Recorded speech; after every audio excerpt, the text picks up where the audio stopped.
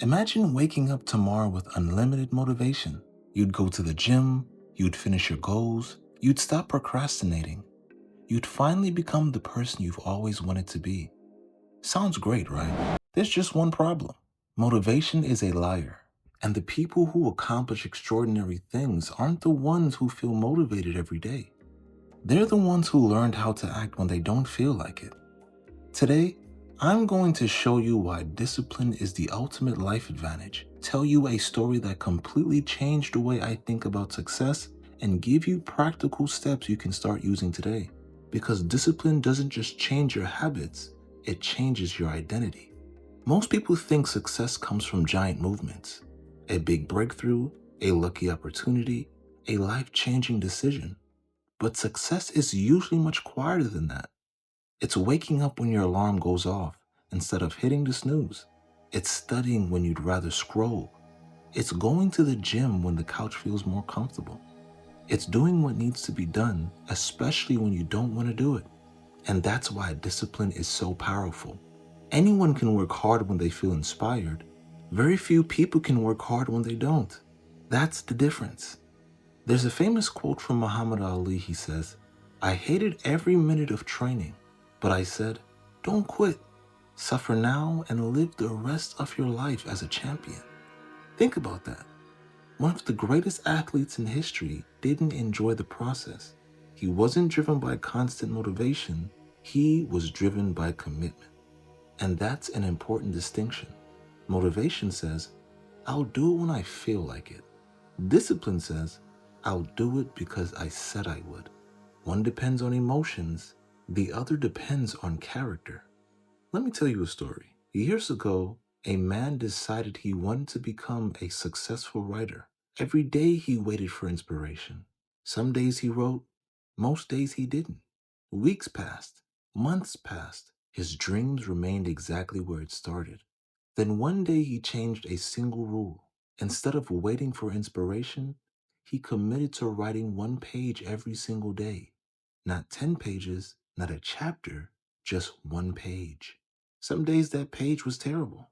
Some days it felt effortless, but he wrote it anyway.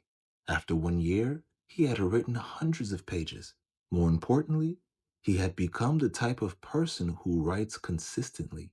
His success didn't come from talent, it came from showing up. And that's how discipline works. It compounds. Tiny actions repeated daily become massive results over time. The problem is most people underestimate the power of consistency. We overestimate what we can do in a week, and we underestimate what we can do in a year. James Clear, the author of Atomic Habits, he famously said, "You do not rise to the level of your goals, you fall to the level of your systems." Think about how many people have goals. Millions. How many actually achieve them? Far fewer. The difference is not desire. The difference is systems. The difference is discipline. So how do you actually become disciplined? Let's make this practical. Step number one, stop relying on motivation. This might sound strange, but motivation should never be your plan.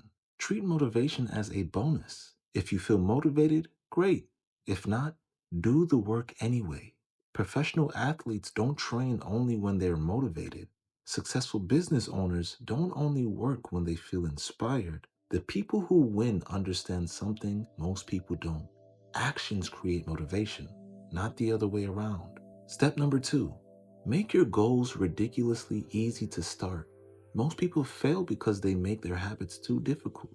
Instead of saying, I'm going to work out for 2 hours every day, just say, I'm going to do 10 push-ups. Instead of, I'm going to read 50 pages, just read one. The goal is not intensity, the goal is consistency. Because once you start, continuing becomes much easier. Starting is usually the hardest part. Step number three, keep promises to yourself. This is where discipline really begins. Imagine a friend who constantly breaks promises. Eventually, you'll stop trusting them. The same thing happens when you repeatedly break promises to yourself. Every time you say you'll do something and don't do it, you weaken self-trust. Every time you follow through, even on something small, you strengthen it. Discipline is self-trust in action. Step number 4, learn to be uncomfortable. This is where most people quit. The gym becomes difficult. The business grows slowly. The results don't come fast enough, and they stop. But discomfort isn't a sign you're failing. It's often a sign you're growing. Famous Navy SEAL David Goggins, he once said, "The only way to grow is to embrace discomfort." The truth is that the life you want is usually hiding behind the things you're avoiding: the hard conversation, the early morning, the extra effort, the disciplined choice. Now, here's something most people never realize: discipline doesn't restrict freedom, it creates freedom. People often think discipline is a prison. It's actually the key. Financial discipline creates financial freedom. Health discipline creates physical freedom. Mental discipline creates emotional freedom. The person who controls their actions gains control over their future. The person who doesn't becomes controlled by their circumstances. Imagine two versions of yourself 1 year from now. The first version continues exactly how they are today. Same habits, same excuses, same procrastination. The second version improves by just 1% every day, reads a little more, exercises a little more, learns a little more, stays consistent. Which version do you think will have a better life? I mean, the answer is obvious. But here's the important part. The difference between those two futures starts today. Not next Monday, not next month, today.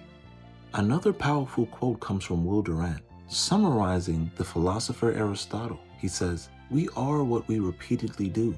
Excellence, then, is not an act, but a habit. You don't become disciplined overnight. You become disciplined by making disciplined choices repeatedly. One choice at a time, one day at a time, one habit at a time. So here's your challenge. When this video ends, don't just feel inspired. Take one action. One, write down the habit you've been avoiding, then spend 5 minutes doing it.